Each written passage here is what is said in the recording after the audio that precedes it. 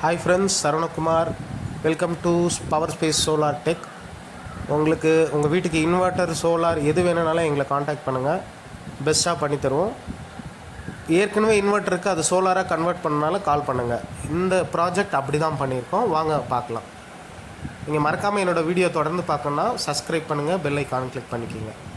இது பார்த்திங்கன்னா இவங்க ஏற்கனவே என்னோடய கஸ்டமர். இவங்களுக்கு ஆல்ரெடி நான் ஒரு 1 கிலோவாட் இன்வெர்ட்டர் போட்டிருந்தேன் ஒரு வருஷத்துக்கு முன்னாடி. அதை சோலாராக கன்வெர்ட் பண்ணி தர சொல்லி கேட்டிருந்தாங்க.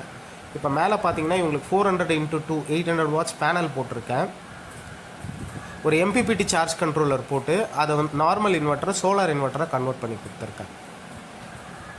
வாங்க இப்போ உள்ளே பார்க்கலாம், அதோட டெக்னிக்கல் எப்படி இருக்குன்னு நான் சொல்கிறேன்.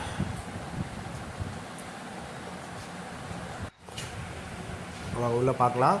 இது Asha power MPPT charge controller. இந்தியாவிலே தி பெஸ்ட் இதுதான். ஃபஸ்ட் இது மேலே 3 இண்டிகேட்டர் பார்க்கலாம். ஃபஸ்ட்டு ஒன் பார்த்தீங்கன்னா லோட் ஆன் சோலார். ஸோ உங்களோட வீட்டில் யூஸ் பண்ணிகிட்டு இருக்க அப்ளிகேஷன் சோலாரில் தான் ஓடுதுன்னு இண்டிகேட் பண்ணுது. செகண்ட் வந்து சோலார் ப்ரெசன்ஸ்ன்னு காமிக்குது, சோலார் வந்து அவைலபிலிட்டி இருக்குதுன்னு காமிக்குது. அடுத்து வந்து சோலாரில் தான் சார்ஜ் ஆகுதுன்னு 3வது இண்டிகேஷன் இண்டிகேட் பண்ணுது.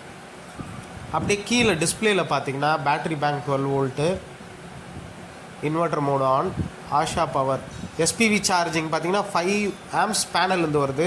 ஆனால் இது அப்படியே பூஸ்ட் பண்ணி 14 ஆம்ஸில் சார்ஜ் பண்ணுது. பேனல் வோல்டேஜ் எவ்வளோ வாட்ஸ், 196 வாட்ஸ் யூஸ் பண்ணிகிட்ருக்காங்க. இப்போ வீட்டில் எவ்வளோ யூனிட்ஸ் யூஸ் பண்ணியிருக்குன்னு 42 யூனிட்ஸ் இது வரைக்கும் இதை கன்சியூம் ஆகிருக்கு. இந்த மாதிரி எல்லா டீட்டெயில்ஸும் இதிலே காப்பிக்கும். இது நம்மளுக்கு ஏற்ற மாதிரி கஸ்டமைஸ் கூட பண்ணிக்கலாம். இந்த ஒரு இன்வெர்ட்டர் ஒரு MPPT சார்ஜ் கண்ட்ரோலரை மட்டும்தான் நம்ம கஸ்டமைஸ் பண்ண முடியும். இதை பற்றி செப்பரேட்டாகவும் உங்களுக்கு ஒரு வீடியோ போடுறேன் இந்த MPPT சார்ஜ் கண்ட்ரோலர் பற்றி.